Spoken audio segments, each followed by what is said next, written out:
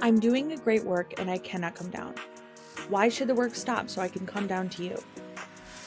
These are the words of Nehemiah as he built the walls fortifying Jerusalem over 2,000 years ago, as told in the book of Nehemiah in the Bible.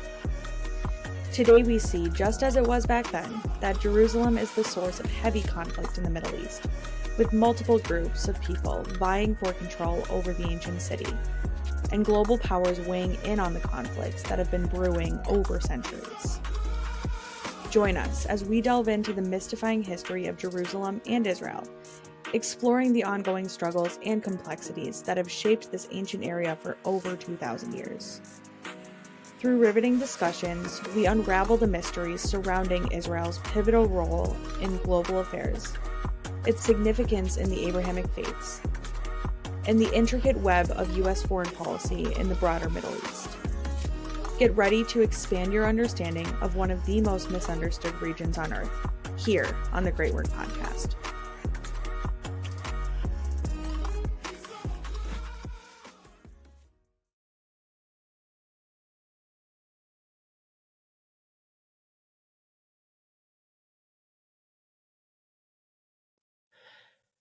Yes, yeah, I think that was it. Yes, precisely. Yeah, sure. Parham is actually a very Persian type of name. I'm Iranian originally, born in Iran, but was raised in Britain. I came here when I was a child. So, as a famous another famous Iranian podcaster who always says, I was born in Iran but made in England. So that's the basic background. Obviously, being born in Iran, most people are born into a Muslim family. I was the same. Even though my family were not really religious, actually they were very a-religious, especially my dad, until later on in life. I think people become a bit more religious when they become older, I guess, because my mum then, she did go to Hajj. My grandmothers and my grandparents sort of age were more religious. My grandma always wore the hijab and all that stuff, went to Mecca like twice. Again, never preachy about it though. It was like their religion. It was for them. They sort of taught us what they knew, but they kind of left us to it. They didn't, force us into anything. It wasn't like you had to go to mosque every Friday or anything like that. Of course, you actually, funnily enough, at school, because we were in Iran when I was at school there, yeah, it was the government pushed you into it, but not my family.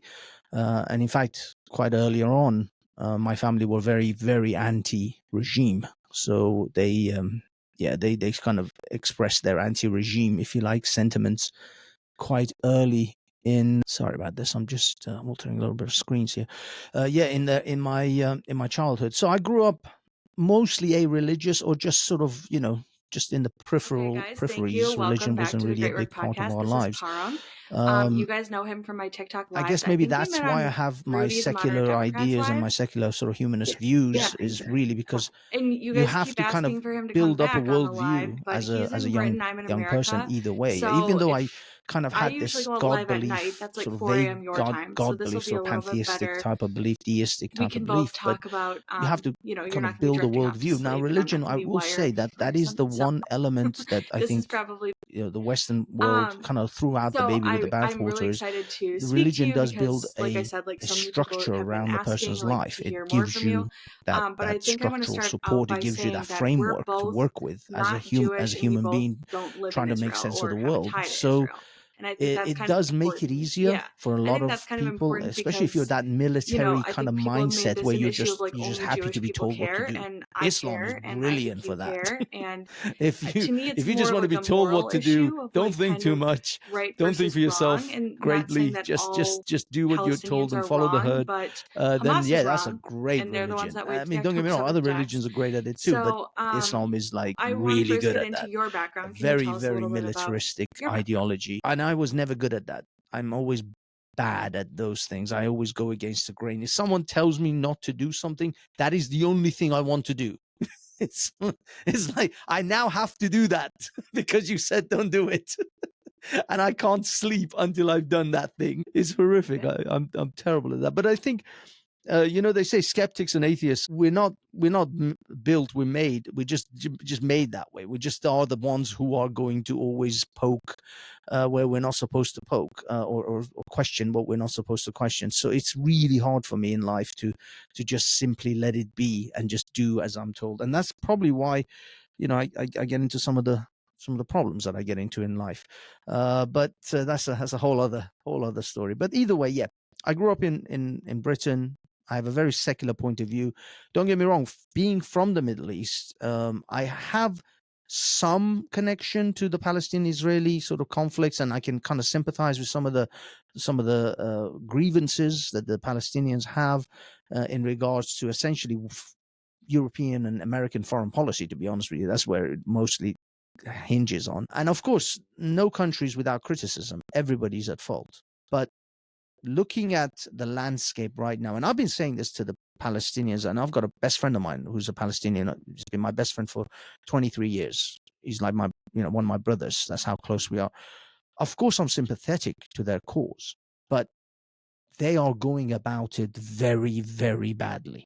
They are not going to achieve. If this was like a game plan to get something done, to get to a goal, this is the worst possible way that they could ever try to get there, because they're not going to achieve it. They are vastly outgunned and outnumbered. Not necessarily outnumbered, but if you look at the global landscape, then they're outnumbered that way as well, because nobody agrees with them. I've seen Saudis, Arab, like Saudis with the dish dash, the stuff that they wear, talking about how the Palestinians are a pain in the butt for them, and how that the King Faisal, I think, one of the kings, offered them 99% of everything they wanted in the early days, in the early years, and they totally rejected it. And the other Arabs kind of encourage, or the other Arabized nations, Jordan and Syria and stuff, encouraged them not to accept it. The Saudis were willing to settle this decades ago. I'm sure the Gulf Arabs are all ready to settle this decades ago, because it's bad business for them as well. They're dealing with the Western world. They've profited tremendously from the Western civilization, Western world, and they live in castles and mansions, and they don't want to lose those castles and mansions and those giant yachts. They're looking out for their own back, and they know that this Palestinian-Israel issue is a thorn in their side. That this is hampering us so. I mean, only a few months back, this time last year, I was talking to an Israeli guy who goes to Speaker's Corner, because I attend Speaker's Corner quite semi-frequently in London, and you get a big mix of everyone. And there was I'm quite friendly with the Jews and the Christians there, because clearly I'm an apostate from Islam, so the Muslims hate my guts.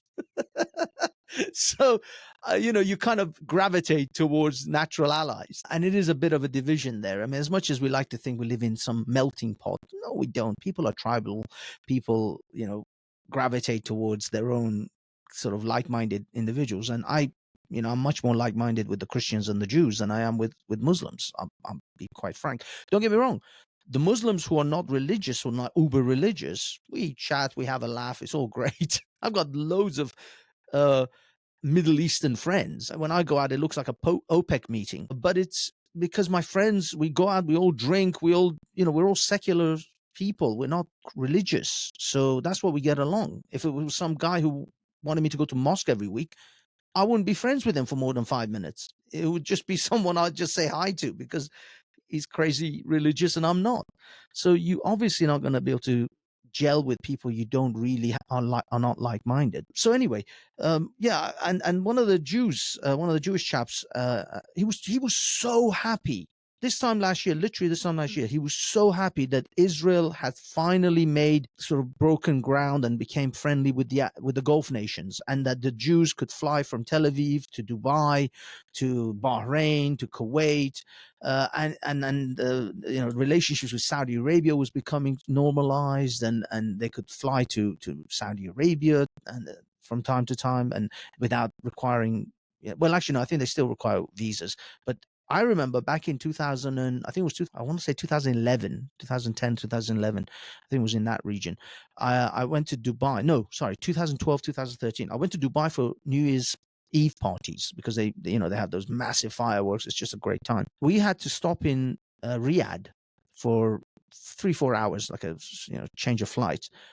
I checked for the visa application to see if we can go into Riyadh, maybe just spend an hour or two, just see what Riyadh is like before we have to catch the next flight. First of all, we had to get visas, and it was a long process, so we left that. but it literally stipulated on the Saudi Arabian website, if you are from Israel, you will not be granted a visa. That was boom on there. No Israelis are allowed in Saudi Arabia. All of a sudden, half a decade later, or maybe nearly a decade later, and bam, Israelis are about to fly to Saudi Arabia. Something unfathomable to me. Same as Dubai and other places. This was all working out. This was becoming like the place that region was finally like the fires were kind of quelling a little bit, becoming human. Just like, oh my God, human beings could live together. Isn't that amazing? Right. Look, to be perfectly honest, and for me anyway, to be a person to know the limits of my intellect. This is what I've learned in life, is to recognize your limits and try not to pretend to be more intelligent than you are. And for someone of my caliber, I will honestly tell you that I'm not even close to recommending a solution to this. I am far from an individual it is so arrogant of people who think they can possibly suggest solutions to this situation, where they are so ill-informed and so ill-educated on the subject matter and the region, that for me, no, I wouldn't even begin to say that. The only thing I can suggest, the only thing I can see that is the first step towards any kind of resolution is that the Palestinians and the Hamas and any organization within the Palestinian authorities has to, number one, unequivocally accept Israel's existence. If there's any doubt in that, and if there's any reservations in that, then nothing can happen. Nothing can go forward. What I hear and the rhetoric that I hear, and I've been listening to TikTok most of the day, as like an like a podcast while I work, and a lot of these live debates, especially the pro-Palestinians, none of them. And by the way, these are all chicken hawks. What we call, I think in America, you guys are familiar with the chicken hawk concept. Someone who's brave, who wants to go to war, but they themselves will never put themselves in the firing line. They just encourage other people to go to war. You know what I mean? These war hawks or chicken hawks is the expression I've heard a lot in America. The Saudis and where these people will never themselves put themselves or any of their family members in any kind of danger, but they're more than happy to go get them, Palestinians, go destroy Israel, yes, from the river to the sea, whilst they don't actually realize the consequences of that rhetoric. They don't have to live the consequences of that rhetoric. They don't have to live on rubbles. They don't have to dig their children out of a rubble that day. It's the Palestinians that do that. So anyone who makes these kind of rhetoric, to me, is an enemy of the Palestinians. The way I see it is that there are those who are friends of Palestinians but despise Hamas and anyone who tries to create this war rhetoric.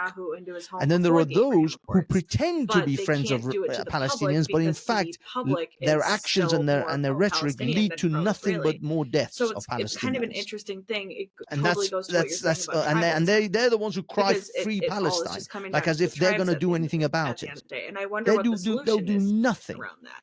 I don't know what that would be. Of course it is. Of course, it's insane it would be suicidal. I mean, I just want anyone from any country in the world, and including the Arab nations, by the way, which they themselves would slaughter limb from limb anyone who would come into their country and blow themselves up or try to stab their citizens. They would literally tear that person and their family members apart. It's insane to think I would let people who are going to kill my people into my country. Who does that? It doesn't. It's like sometimes I don't think they can hear themselves say the things that they say. Because like today I was listening to one of these pro-Israeli live streams on TikTok who was saying exactly that. Oh, the solution is to open the borders and to allow free movement. Are you insane? Do you know why they put up those borders? They put up those walls because children were being blown up in pizza parlors. This is what I mean. People have the most ridiculous low or short-term memory problems. I don't know what it is. Maybe it's in the water. Maybe it's the weed that they're smoking. But they have literally no memory past a few days.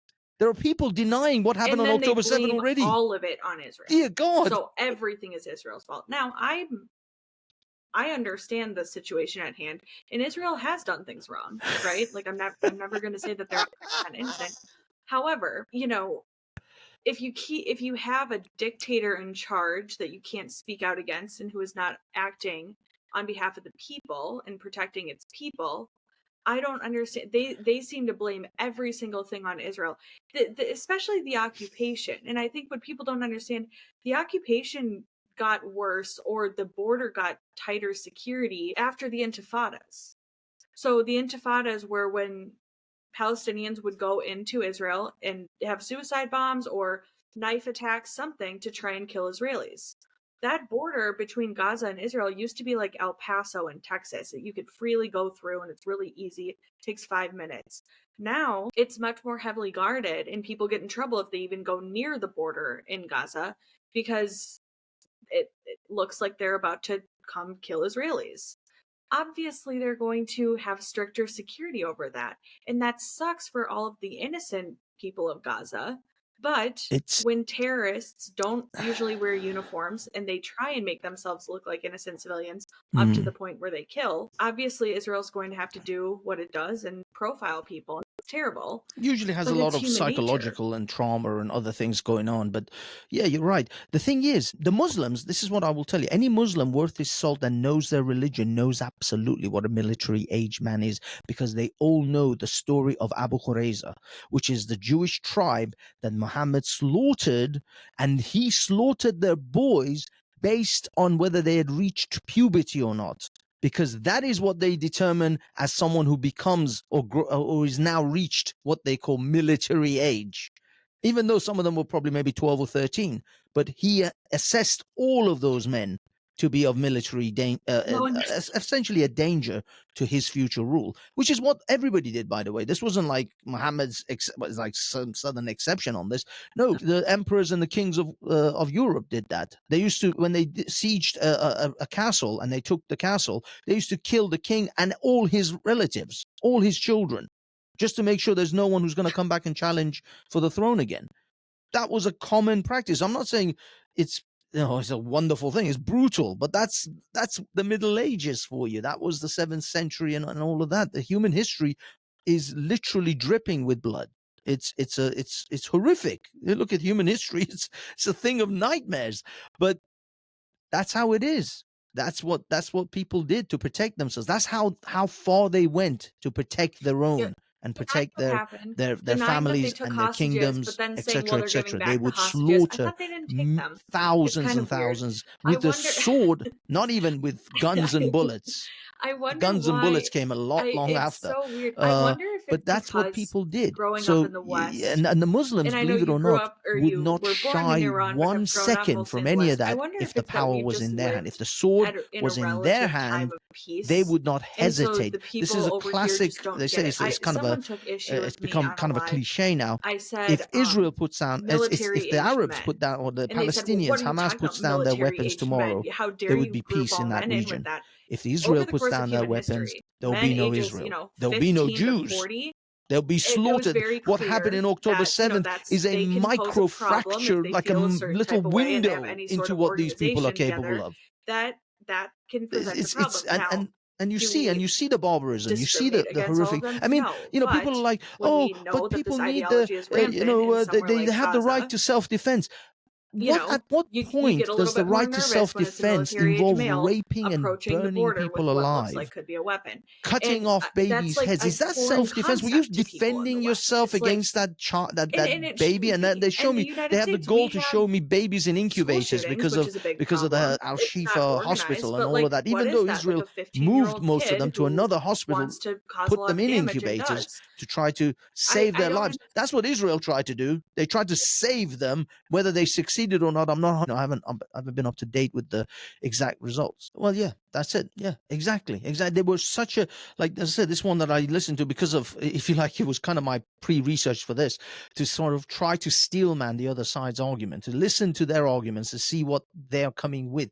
For example, a girl, and actually not just this girl, another couple of boys, while I was at one of the pro-Palestinian protests in London covering that for one of my live streams on my channels, they were like, look how well they're looking after the hostages.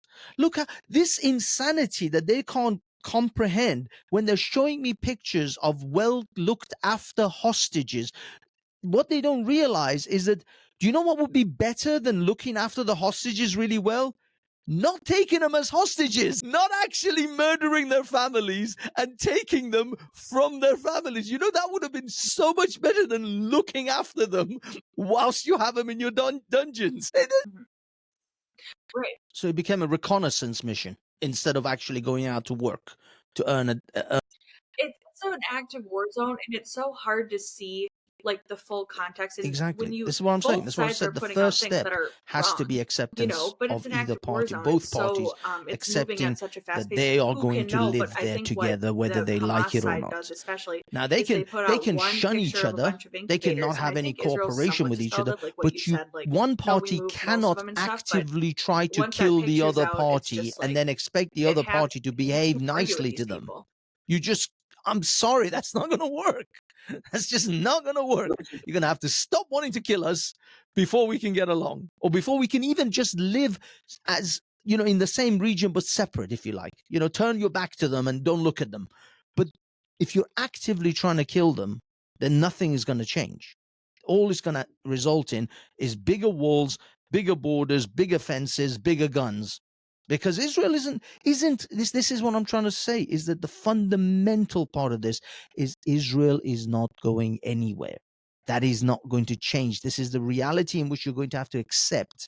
Just like when the Muslim armies came out of the Middle East and went into Babylon, went into Assyria, went into Egypt, went into Morocco, all the way to Spain, at some point, these countries had to accept that they are going to have to be Muslim because it's not changing. They ran Spain for 800 years. 800 years. Israel has only been in existence for 75 years and they're losing their collective mind. It sounds like they were treated way better than Israel treats their people in prison. Spain it's like and Albania. They were all the way into Europe. The leader for hundreds of years. When he was in Israeli jail, and they was able to they learn don't bat other an eyelid for that. languages. Oh no, that was all good. That was good jihad. That was for the benefit of the Spaniards. The Spaniards did so well. In fact, look at that. They translated all of this works of what was it? They always claim that they translated the works of Aristotle and Plato and all of these things during the golden era of Islam. The golden era. They always claim it's the golden era, even though when you actually look into it, you realize it wasn't that golden for the non-Muslims. It was golden for the Muslims. Oh, it was awesome for the Muslims. Although Israel was allowing more they to were go having a into whale of a southern time. Israel and work and but not so much for the rest of us. And then live in Gaza where the cost of living is lower. And that those people who were working in Israel, they reported on all of these kibbutzes that they were working in and brought that information back to Hamas so that they knew who to attack on October 7th. So it's like Right.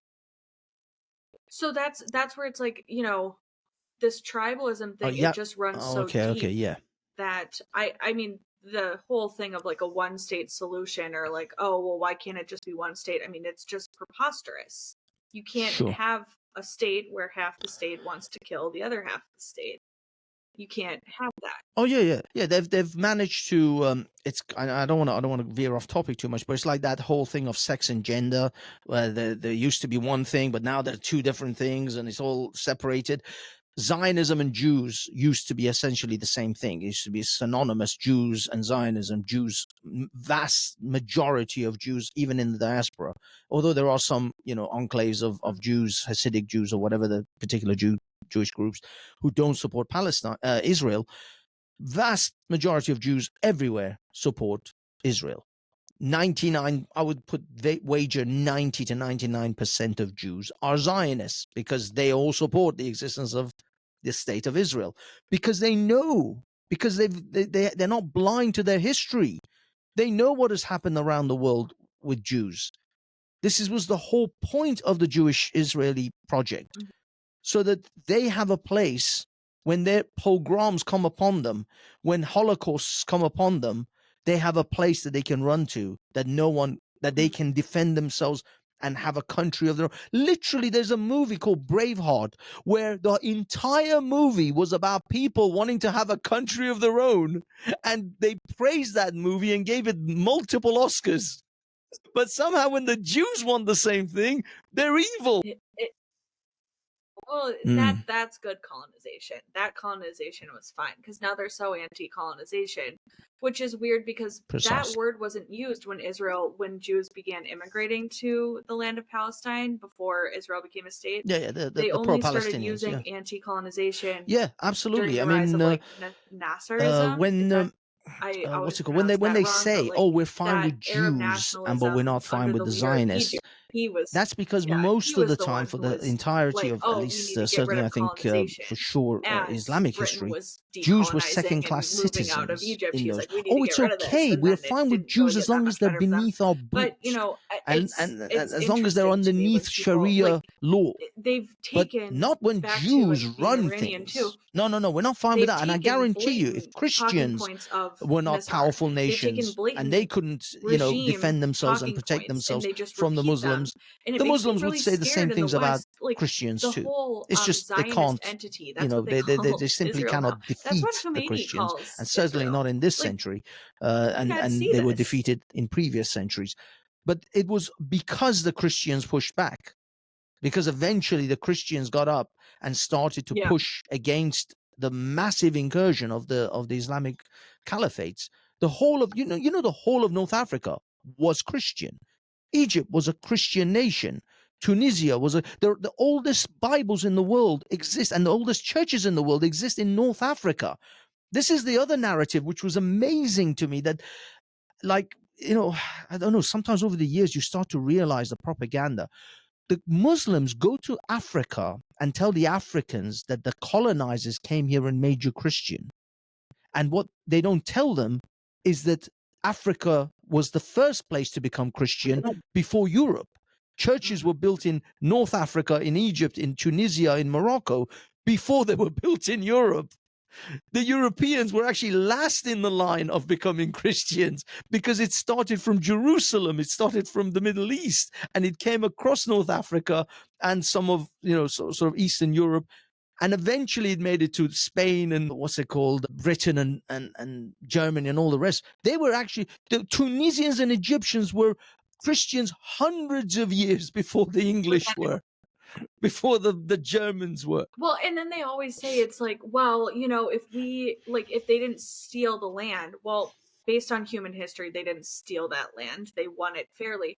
But even without that, okay, in Nazi Germany, they said, okay, if we just put them in ghettos and they stay there, it's fine. And then it wasn't fine that they were in the ghettos. Then they had to put them in the death camps. Well, so now they're doing the same thing over and over again. Well, if we're fine but with no, the Crusades Jews, were actually a response to Islamic invasion. The Crusades came about because of the Islamic Caliphate.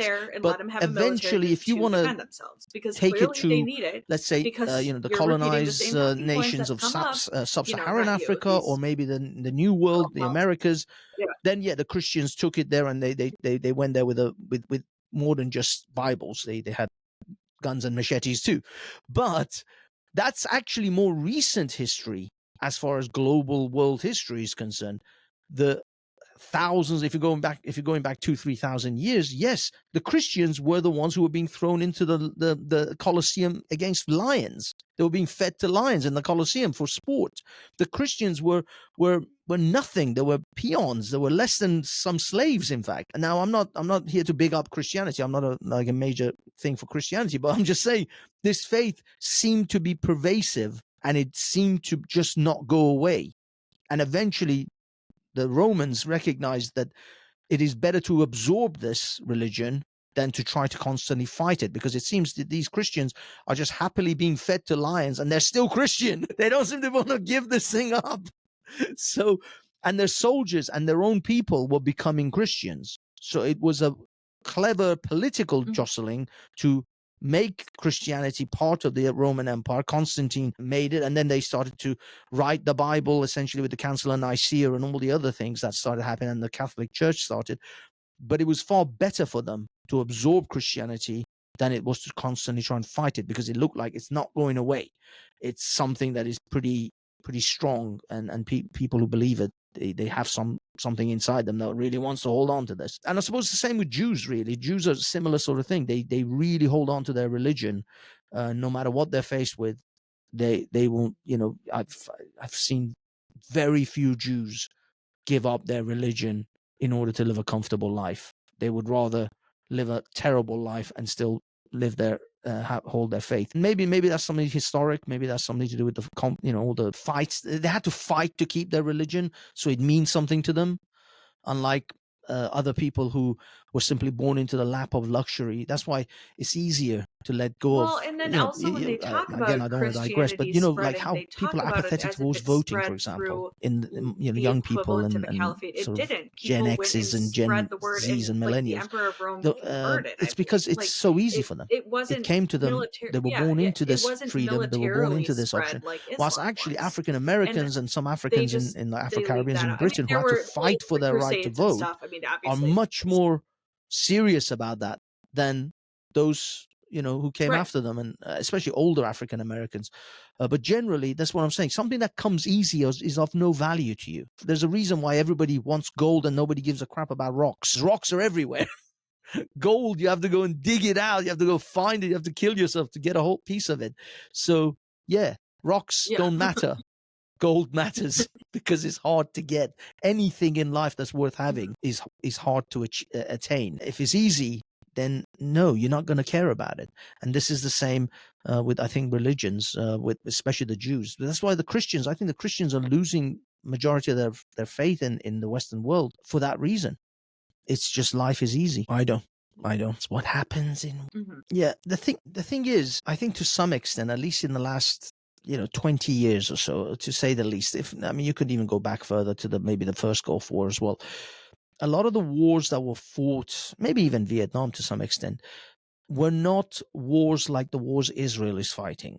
They were not for the direct protection of your existence. They were for political jostling around the world. They were for resources. They were for all sorts of intangible things that people who live in the West don't have a direct connection to. So it's not like we have to go to this war because my wife and kids are going to die. That's not really what these wars are being fought for. And I think that's probably why there's been this disconnect and distrust of why countries go to war. The other thing is also, of course, a lot of them don't really, I think is maybe we've become so disconnected. We watch ridiculous things like war movies, Platoon or Die Hard, or we've been desensitized.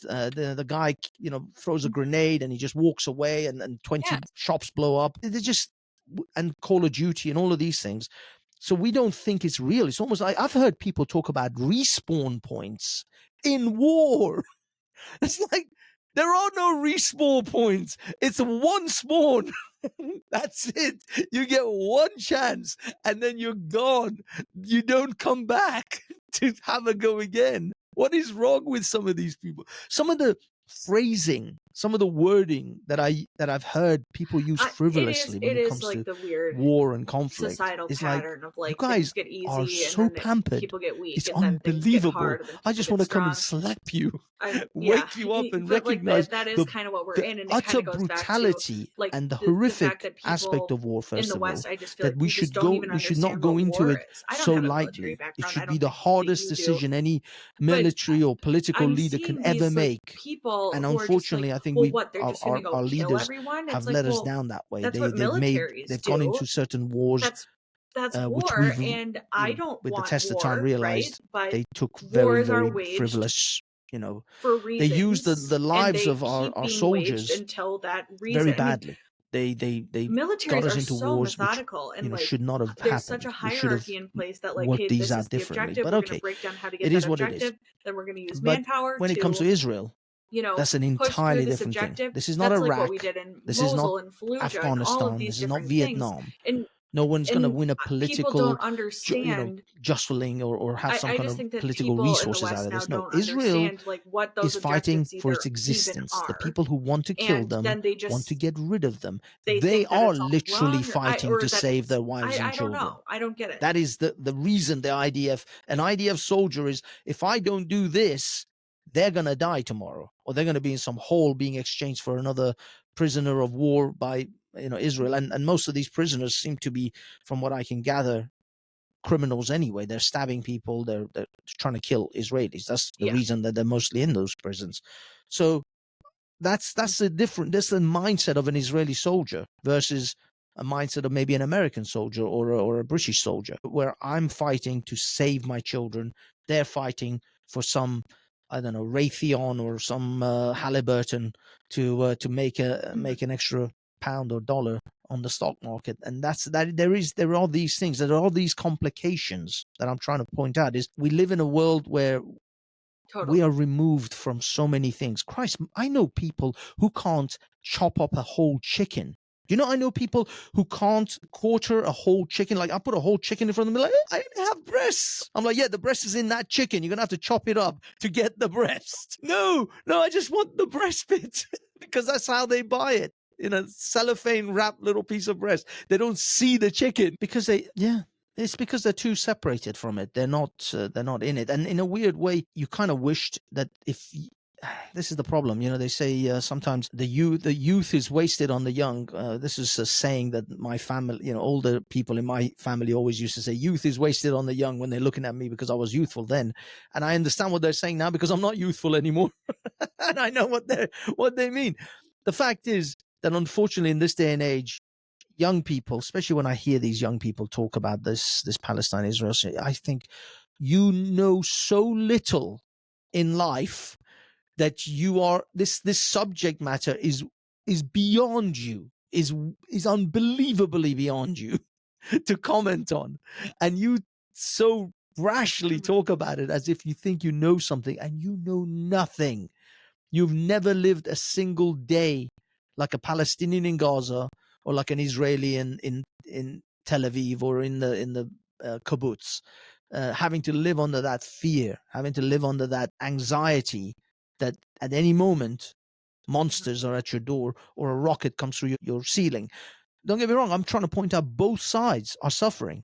Both sides are suffering. This isn't like, oh, the Israelis are suffering, but the Palestinians are not. This is horrific on both sides, but there is a clear, for me at this level, at this particular point, a bad guy in this. And the bad guy is Hamas. In this situation, without a shadow of a doubt in my mind, they are the bad guys because what they did was truly monstrous. There are people who say conspiracy theories are all over the place, by the way, with this stuff, especially what happened on October 7th. Oh no, Israel allowed them to come in and da. And I'm saying to them, look, okay, let's take your conspiracy and say Israel opened the gates, said, Hamas, please welcome, come on through. But it still took that Palestinian boy, that Hamas soldier, to bring himself to rape and massacre that person, to rape that woman, to shoot that old lady, to kill that baby. It still was within him. He had the gun in his hand. Israel didn't point and shoot it for him. No one picked it up for him and do it for him. He had to still do that. So the level of insanity and the level of barbarism and the level of hate that you must have achieved to do that, to carry that act out, that is still on that Palestinian man's hand, that Hamas fighter's hand. That doesn't absolve him. Doesn't matter what Israel did. No matter how many red carpets they rolled out and let them to come out. You had to kill that person. You had to bring yourself to do that. It was the Palestinians who were spitting on the dead body of that poor girl in the back of that pickup truck. It wasn't Israeli soldiers. It wasn't IDF soldiers that were spitting on the corpse of that woman. So you still have to blame. This is still the chunk of this guilt. The bigger portion of this responsibility rests upon the shoulders of those Hamas fighters and those Palestinians from the Gaza who did this. You can't absolve them of that. I don't care how much mental gymnastics you want to run in your head and how many conspiracy theories you want to. You can be Alex Jones for all I care. You're still not going to absolve yourself of those Hamas fighters raped and killed women and children. And ironically, this is the insanity. The majority of Muslims will tell you the Quran explicitly says you cannot kill women and children in war. And I'm not a fan of Islam. I am far from a fan of Islam. And I can say that is exactly what I've been told and preached to for decades. Muhammad would not approve of this. Ironically. Yeah. Crazy. It's crazy. Yeah. I mean, there's a couple of things on that. Number one, I listen to these people way too much. They were telling me that the Hamas leaders are not in Qatar and not in Lebanon because they're actually in Gaza themselves. They're actually there. I'm like, the dude was on Al Jazeera in Qatar. The other one was in Lebanon on TV. Am I supposed to not believe my lying eyes? What, did he sneak out of Gaza, went to Lebanon, did a TV interview, and then snuck back into Gaza? Is that what happened? How is it that this guy manages to get to Qatar and get to Lebanon and then sneak back into the tunnels in Gaza? I don't think they have those. I've seen some of the footage of the tunnels. I didn't see a TV studio in any of the tunnels. Now, maybe I'm missing something, but I did not see a TV studio in those tunnels. So this, oh my God, oh Jesus. But yes, so there's that. Then what you said about how do we end this cycle? The problem is, if we end Hamas, my worry is, and this is a worry of anyone who's concerned about revolutions, is sometimes you think the better the devil you know, because you get rid of Hamas, you may end up getting someone 10 times worse. We got rid of Saddam Hussein, we got ISIS. We got rid of, I was listening we to went someone into talk to about try this to the help other the day, Afghans or against the interview Russians. where We they got were Al saying, Qaeda like, out of that. all religion is So bad, it's and like that the you think response to was, well, yourself, is all religion bad, better or the is it devil just you bad know. when it's Better used to keep to the justify monsters that self-interest? And that I are in think front it's of you than the unarguable monster that that you the don't Hamas know that you're leadership, creating. it is Which, in their by the way, self-interest to this is not another accept a part peace of deal with criticism of Israel and Israel, keep is on as fighting. much as I Because know that they're all they're in trying to Qatar. avoid They don't have to spill any of their own blood. casualties and They get billions collateral of dollars damage, in aid, but with and they every get to skim a lot of it child off the that a top. A lot of husband them or are a father, billionaires. that pulls They have a out of higher a net worth rubble, than Oprah. you've just created a They have Hamas or beautiful another real estate monster. With portfolio all every over the world. Yeah, think about child the impact that that's Oprah's had been orphaned with, like, her by media empire Israeli versus, bombings, like, you just created Yahya another Sinwar, Hamas and fighter. We he's worth know twice that. as much as her, I Elon think. Musk said it as well. We all I might have know that that that's wrong, or happening. that Every exact figure time wrong. But I you mean, it's kill crazy. They're all worth $3 and $4 a billion. Palestinian's They fly on relative, private father, jets mother, everywhere.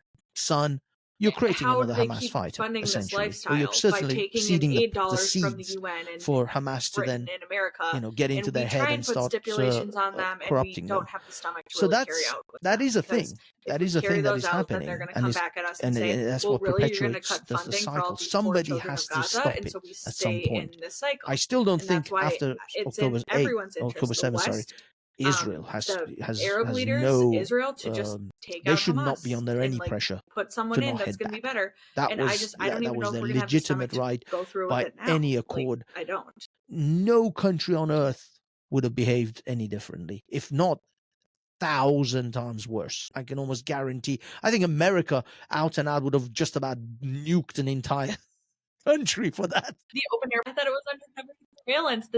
This open air prison. How did they sneak in and out? They're gonna attack from the north.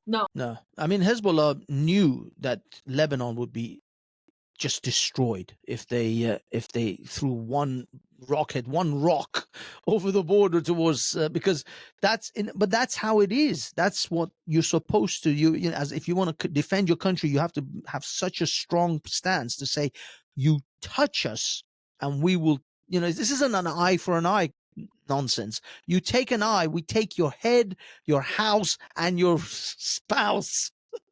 We'll take the lot. Right. Don't do anything. Just stay where you are. And that's, I think, no, I mean, the thing is, now this is something that I find, I have my own suspicions, but of course, I'm mostly running on what the mainstream media or the mainstream news kind of tells us. When it comes to Iran, the problem that I find, that my questions that arise in my head, is before Saddam Hussein died, Saddam Hussein was the founder of Hamas, supposedly. He was the one who was giving them $10,000 per martyr and funding them, not just Hamas, or any PLO, anyone that would suicide themselves in Israel. So he was the big bad bully, and he was the one that was funding all the terrorists in Israel. Now Saddam Hussein is gone. Iran is the one doing it. I'll be perfectly honest with you. Iran is a Shia nation. They don't necessarily have a lot of love for the Sunnis, although their rhetoric is they support the Palestinians. their biggest funder, supporters, the people they support the most, if it was the choice, would be Hezbollah over Hamas, Well, their because defense Hezbollah minister, is one of their the boys. ministers, said we That's should their just nuke Gaza, and he was fired mercenary army that they have in immediately the back, announced and that it. is what they So, use, by the way, if and ever Netanyahu, a I big enough know revolution one of happens his in Iran. advisors Anytime said an uprising happens in that Iran, many in they don't really Israel bring in were other Iranians, because other pushing Iranians find it Netanyahu to harder to preemptively kill strike another Hezbollah Iranian. as well, They bring in their because boys they've from been worried, Hezbollah, this and thesis they that have all of no these problem Iranian-backed mowing down proxies are Iranian going to protesters. So that's swoop how in they get as soon as Hamas seems like protests it'll be quelled toppled. that And way. So Netanyahu obviously Iran's did not preemptively strike preferred choice Hezbollah. of So, assassins and I massacre would argue that they're being monsters is very Hezbollah. measured in their But I response, think but in these recent years, nothing's going to get through then these. there is definitely some funding happening. But I think the funding that most people don't seem to acknowledge or talk about a lot is, in fact, Qatar, Bahrain, Saudi Arabia, that are most likely funding Hamas at a much higher rate than Iran is. But nobody wants to mention that. Nobody even bats an eyelid about that. And there has been an uptick with Hezbollah. I mean, I think their heaviest day of attacks was right before the ceasefire. So, but then like they pull back and stuff. Yes. So I don't know. I don't know if they'll enter. I guess my last question would be for you, like being Iranian, I know what I know about like the revolution and stuff, but can you talk a little bit about like the regime's funding of terrorism around the world and like just your perspective on all of this? I know that's kind of like a veering left or something. This is how they funnel all the stuff so that it's hopefully as they don't get as much trace. They say always follow the money, and so they try to hide that trail as much as they can. And crypto is one aspect, and I'm sure there's other methods that they use. But I've noticed, they say, have you noticed the lack of criticism for Al Jazeera, which is literally a propaganda machine for the Qataris? It is as propagandist as RT is for Russia, but nobody mentions that. It's like nobody exactly. Who are we? We're just people, talking heads on the internet. But no, that's what I mean. There's a lot of other things at play here. This isn't as simple as, I mean, they want to make us as simple. This is all, the rhetoric is all WWE. Bad guy over there, we will bring the elbow down from the top rope. But in reality, the bad guy that you're pointing to, the dude that you pretend is your friend, is the guy who's actually funding the other guy who's going to stab you in the back. And you pretend that this guy's your mate. He's not your friend. He doesn't like you. He's actually funding the people as well that hate your guts, except he's not the one that's going to be caught with the knife in his hand when he stabs you in the back. But that's the problem. This is why I'm saying anyone who thinks they understand this region and this issue, they don't understand this region and this issue.